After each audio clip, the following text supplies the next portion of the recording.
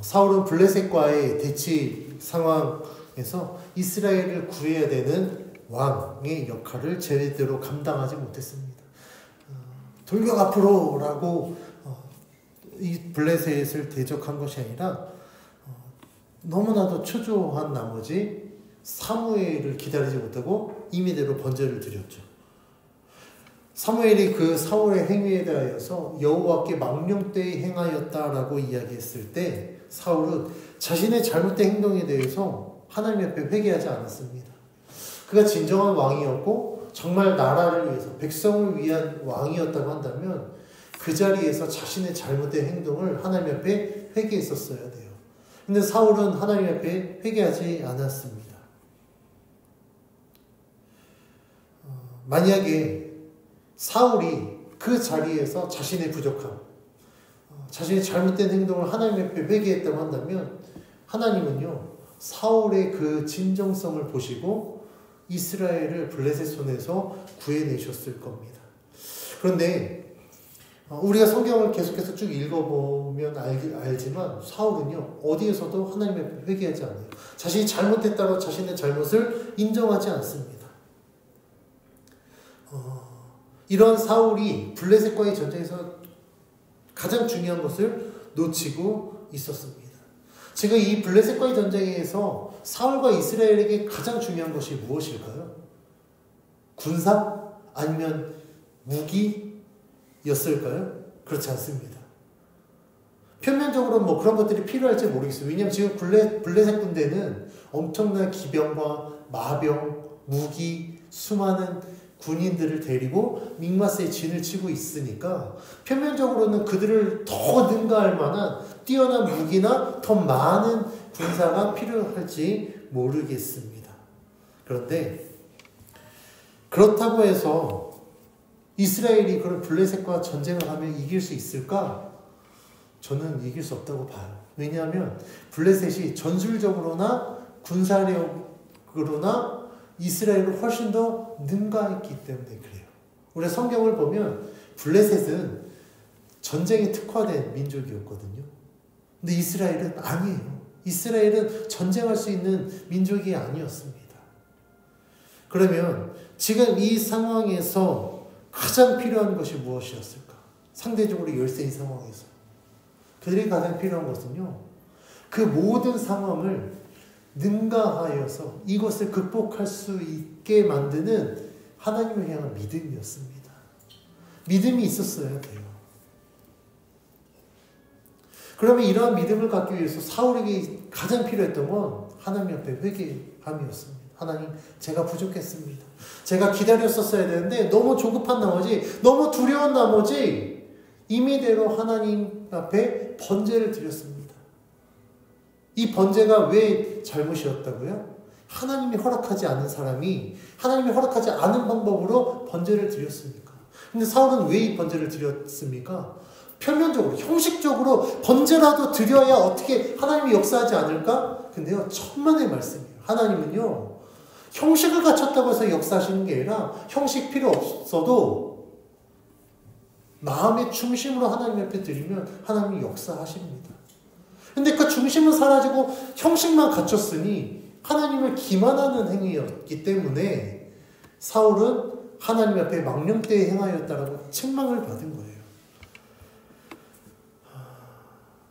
사울은요, 하나님 앞에 회개하지 않았습니다. 그래서 계속해서 자신의 방법으로 행하였어요. 아까 서두에 말씀드린 것처럼 사울은 왕이었습니다. 그러면 백성과 나라를 지켰었어야 돼요. 그러면 제 블레셋이 진을 치고 있는 가운데 자신이 앞장서서 제 블레셋을 대적해야 되는데 사울은 그렇지 않았습니다. 지금 사울이 처한 상황에 대해서 2절은 이렇게 기록하고 있습니다. 2절 말씀 같이 봉독합니다. 시작. 사울이 기브와 변두리 미그론에 있는 석류나무 아래에 머물렀고 함께한 백성은 600명 가량이며. 지금 사울이 어디에 있습니까? 믹마스 근처에 있는 게 아니라 기브와 변두리 미그론에 있는 석류나무 아래에 있어요. 한 발짝 물러나 있는 거예요. 변두리에 지금 있다는 겁니다. 즉 그와 함께한 백성이 600명이요. 2000명이어도 블레셋이 지금 진을 치고 있는 군대가 2,000명보다 훨씬 더 많은데 600명이면 아무리 최정예 멤버여도 이길 수 없는 상황. 그러니까 사울이 지금 뒤로 한 걸음 물러나 있는 거예요. 그는 블레셋을 상대하기보다 기브아 변두리에 머물러 있었어요. 왜 이렇게 했냐? 하나님이 사울을 버리셨기 때문에 그래요. 사무엘이 사울에게 가서 이야기했잖아요. 하나님이 당신을 버렸습니다. 하나님은 이미 새로운 지도자를 선택했다라고 이야기를 했습니다.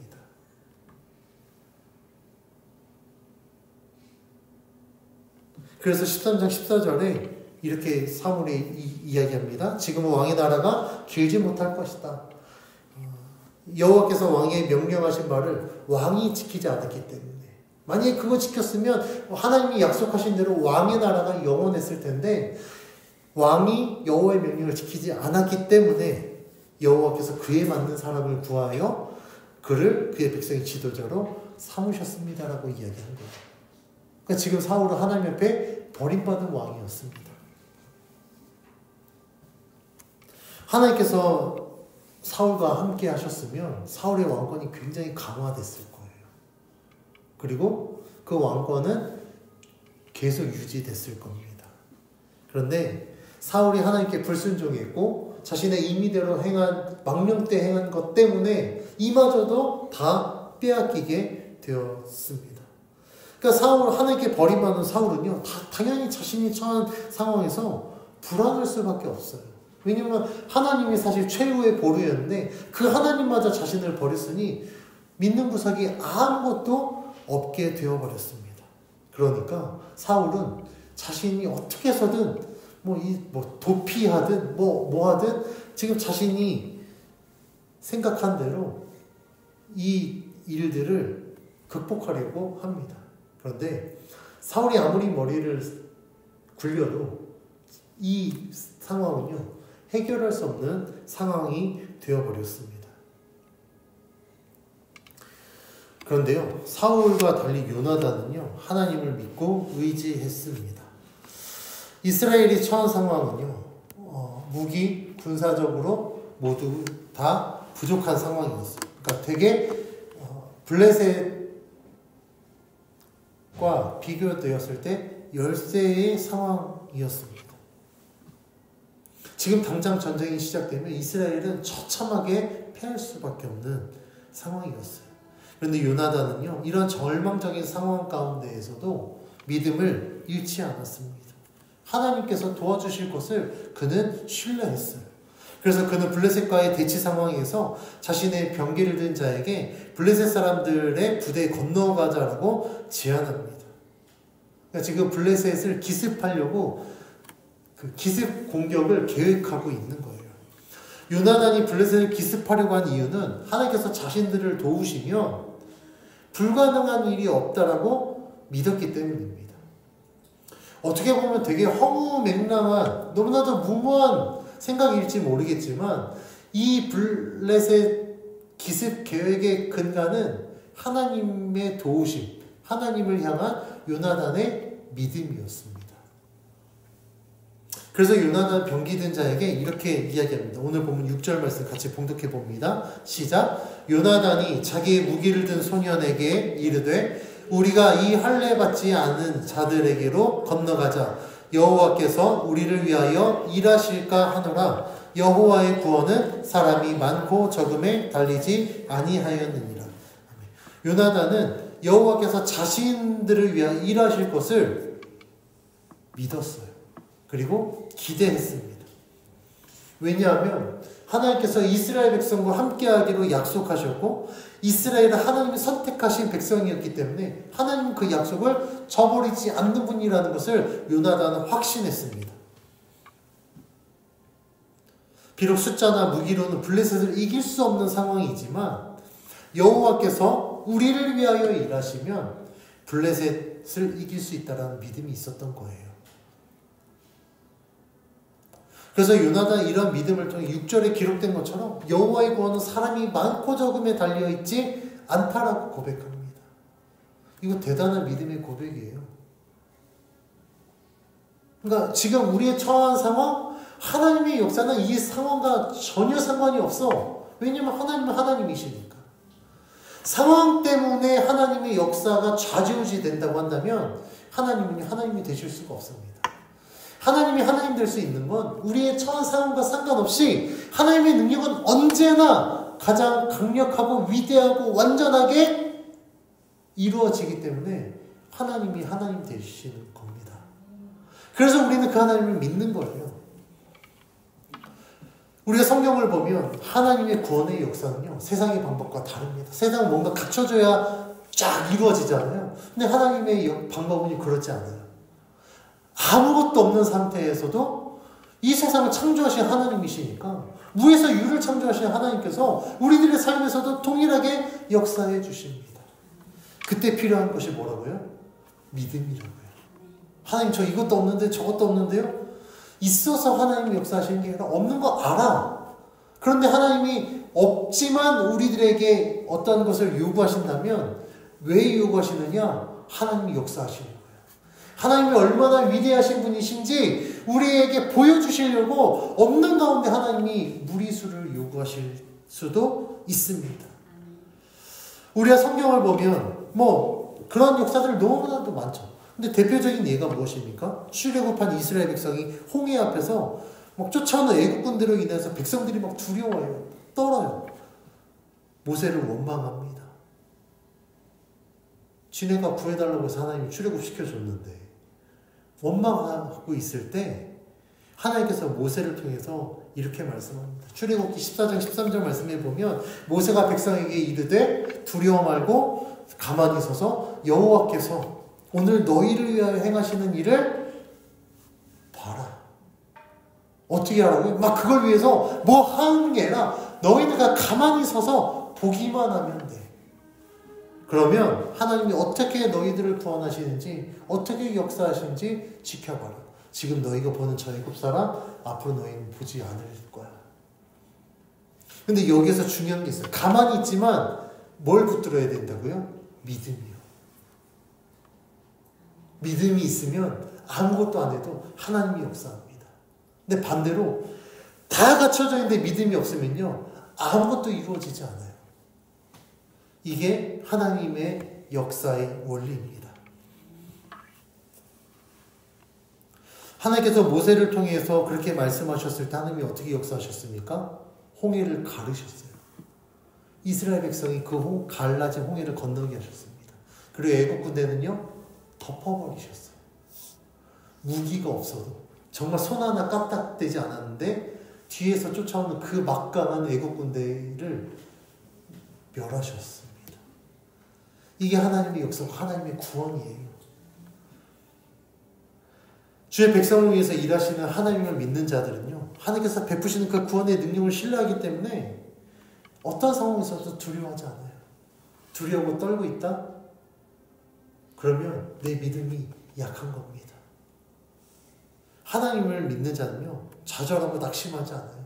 어떤 것 때문에 절망적인 상황 때문에 내가 푹 가라앉아서 의욕상실하고 아무것도 안 하고 그냥 그 자리에 주저앉아 있다고 한다면 그 사람은요, 문의는 믿는다고 했지만 실체가 드러나 버린 거예요.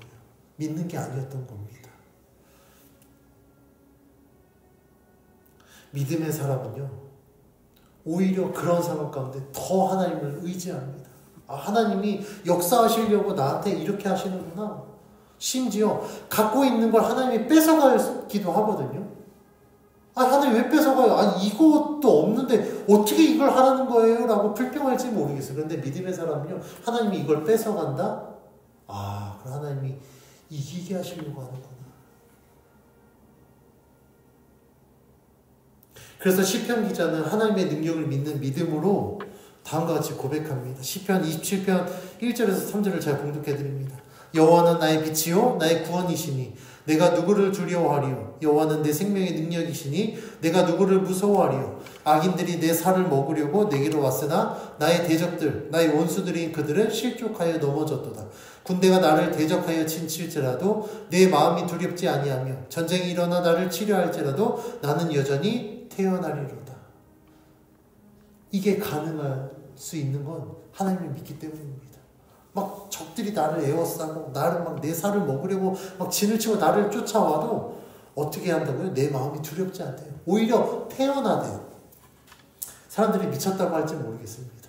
근데 그럴 수 있는 이유는 아무리 그렇게 나를 와도 하나님이 나를 보호하시면 너희들은 나를 건들 수가 없어. 나는 완전하게 살아갈 수 있어. 왜냐하면 하나님이 나의 아버지이시니까. 하나님이 나를 보호하시고 나와 함께 하시니까 나는 오히려 더 믿음으로 담대해질 수 있고 태어날 수 있다라고 시편 기자가 고백합니다. 오늘 본문의 요나단에게도 이런 믿음이 있었던 것 같아요. 하나님을 향한 그 믿음의 확신이 있었던 것 같습니다. 주 여호와께서 자신들을 위해서 일하시면 블레셋 전쟁에서 승리할 수 있다라고 믿었습니다. 요나단이 믿음으로 자신의 병기를 든 자에게 이렇게 제안했을 때 이 병기 든 자도요, 요나단의 믿음대로 동행하기로 결정합니다. 그래서 7절에 이렇게 대답합니다. 7절 같이 봉독합니다. 시작. 무기를 든 자가 그에게 이르되 당신의 마음에 있는 대로 다 행하여 앞서가소서. 내가 당신과 마음을 같이하여 따르리이다. 당신이 그렇게 하기를 원합니까? 그렇게 하십시오. 내가 따라가겠습니다. 무기를 든 자는요, 요나단의 믿음대로 행하여 가면 자신도 요나단의 마음을 같이하여 따르겠다라고 대답합니다. 요나단도 대단하지만 이 무기를 든 자도 대단한 것 같아요. 무모할 수도 있습니다. 생명이 보장되지 않을 수 있어요. 그런데 요나단의 제안에 함께 하겠다라고 이야기합니다. 그래서 요나단은요, 이제 하나님께서 역사하실 줄 믿고 블레셋을 칠 계획을 세웁니다. 그 내용이 9절 10절에 기록되어 있는데 9절 10절 같이 봉독합니다. 시작. 그들이 만일 우리에게 이르기를 우리가 너희에게로 가기를 기다리라 하면 우리는 우리가 있는 곳에서 가만히 서서 그들에게로 올라가지 말 것이요. 그들이 만일 말하기를 우리에게로 올라오라 하면 우리가 올라갈 것은 여호와께서 그들을 우리 손에 넘기셨음이니 이것이 우리에게 표징이 되리라 하고. 아멘. 요나단은 블레셋 사람들에게 이제 자신들을 나타냈을 때 두 가지 반응을 보고 이게 하나님의 역사인지 아닌지 우리가 구분하자라고 이야기해요. 첫 번째는 9절 말씀에 이야기하는 우리 자신들이 블레셋 사람이 짜잔 나타났을 때 블레셋 사람들이 야, 우리가 너희에게로 갈 테니까 너네 거기 가만히 기다리고 있어? 이러면 야, 우린 여기 가만히 있자. 그런데 만약에 우리가 짠 나타났는데 블레셋 애들이 야, 너네들 일로 와봐 라고 이야기하면 그건 하나님이 저들을 우리 손에 넘겨주신 거야.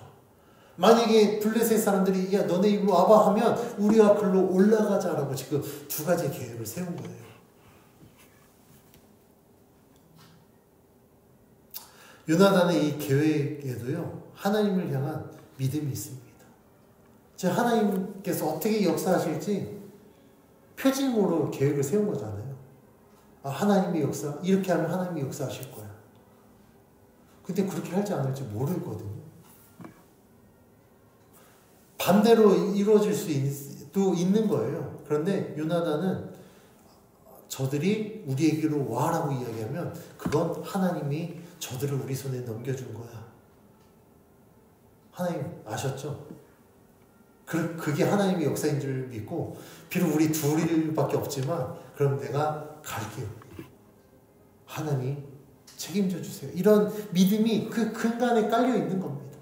그래서 이렇게 계획을 세우고 이제 갑니다. 요나단과 무기를 든 자가 블레셋 사람들에게 쫙 나타났을 때 블레셋 사람들이요 이렇게 생각해요. 야, 숨어있던 히브리인들이 구멍에서 나온다. 그래서 12절에 이렇게 얘기합니다. 12절 같이 봉독합니다. 시작.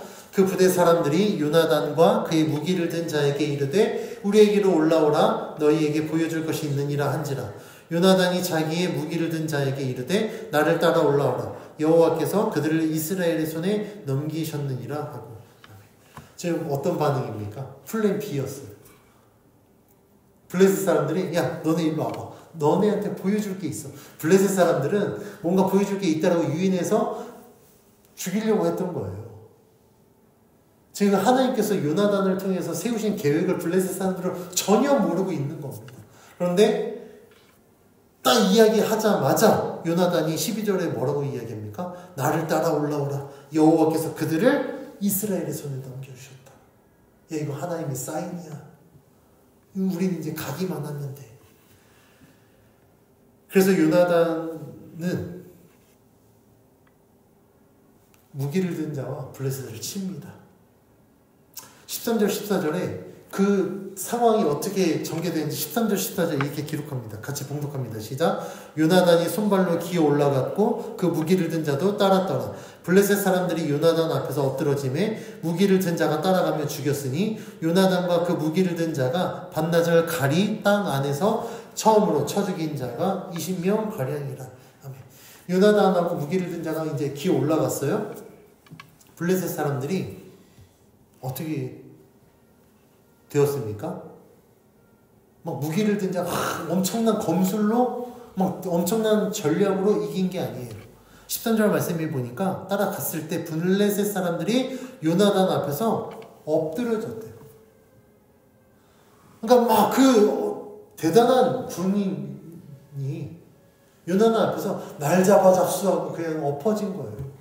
엎어진 자 그냥 칼로 죽이는 거 사실 이거 쉽거든요. 말도 안 되는 상황이 벌어진 겁니다. 이게 어떻게 가능했습니까? 하나님이 그렇게 역사하신 거예요. 하나님이 이렇게 역사하실 수 있었던 건 요나단이 하나님이 그렇게 역사하실 줄 믿었기 때문에 그렇습니다. 그래서 그 무기를 든 자, 요나단이 밤낮을 가리 땅에서 처음으로 죽인 자가 20명이에요. 사실 20명이면 그렇게 많은 숫자 아닙니다. 뭐 200명, 한 2000명 죽였으면 대단하다라고 하는데 20명이면 그렇게 많은 숫자가 아니거든요. 그런데 이 요나단의 성과는요, 블레셋과 이스라엘 전쟁의 새로운 국면 전환이 되었습니다.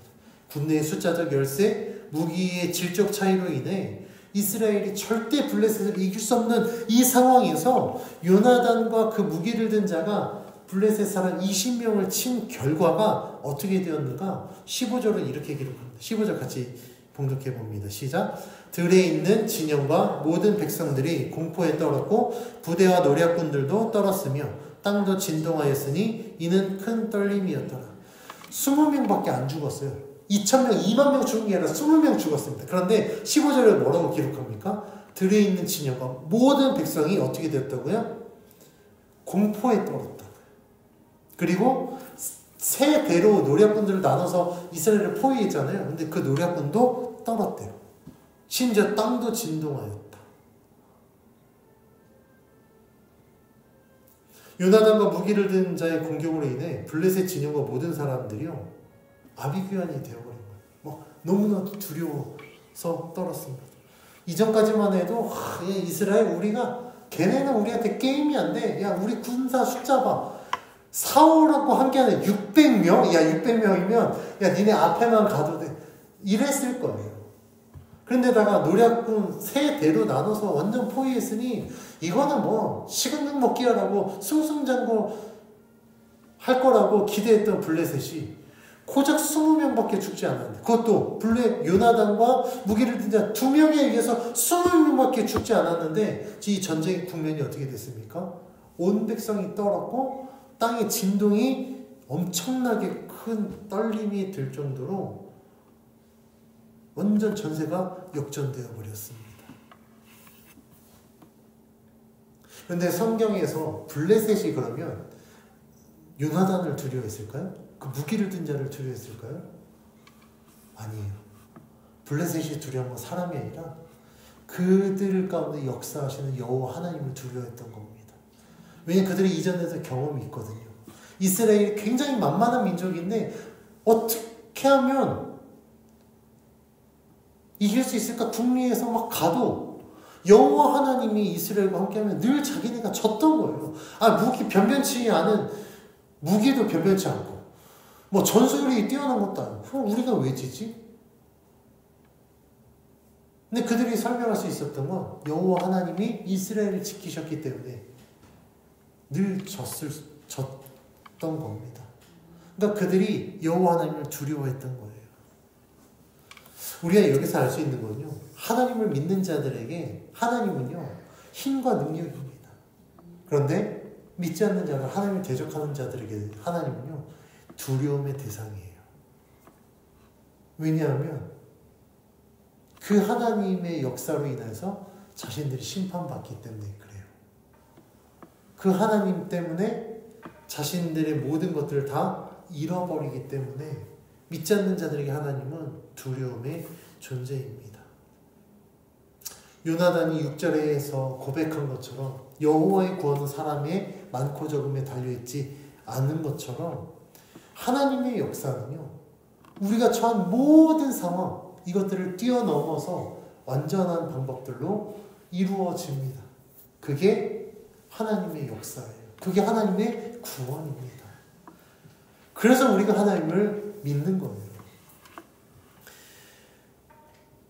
이스라엘과 블레셋의 이 전쟁이 비록 인간의 잘못된 선택으로 시작되었습니다. 그런데 그런 전쟁임에도 불구하고 요나단이 하나님을 믿었더니 하나님은요 그 믿음에 반응을 하셔서 그 믿음대로 역사하셔서 이스라엘이 블레셋을 이길 수 있도록 인도해 주셨습니다. 이 사건을 통해 성경이 우리들에게 말씀하는 건 이스라엘 백성들이 자신들을 지켜줄 왕을 요구해서 왕이 세워졌지만 그 왕은 정작 그들을 지켜주지 못한다. 그럼 누가 우리를 지켜주느냐? 여호와 하나님이라는 사실이에요. 성경이 우리들에게 그걸 이야기하는 거예요. 너희들 방법들로 너희들 스스로를 지키고 너희들이 그것을 누리는 게 아니라 그런 거 없어도 돼. 그러나 여호와 하나님이 너희와 함께 하시면 너희는 모든 것을 누릴 수 있어 라고 성경이 우리들에게 말씀하고 있는 겁니다.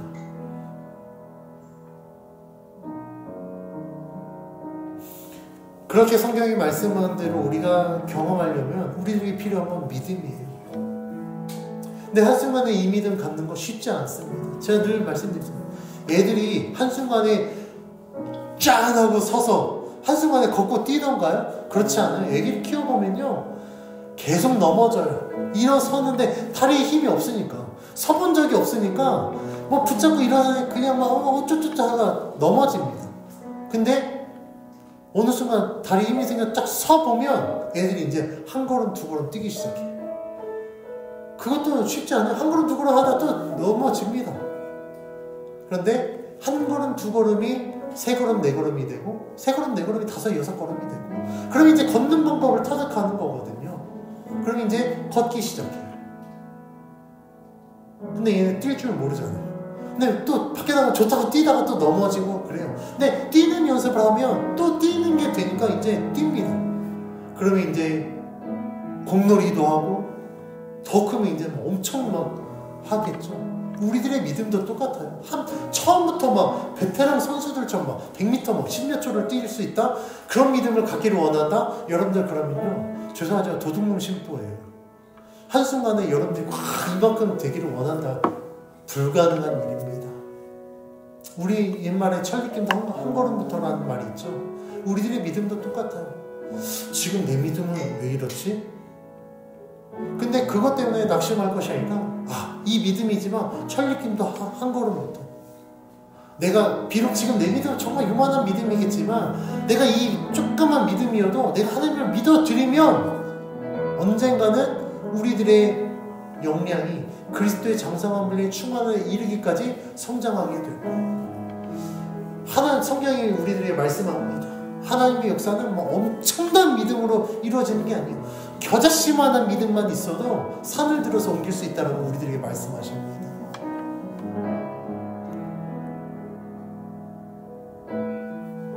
그래서 우리는 하나님의 역사하심이 우리들의 삶 가운데 있기를 원한다면 정말 작은 것 하나부터 하나님을 믿어드려야 돼요. 하나님과 함께하는 삶을 연습해야 됩니다.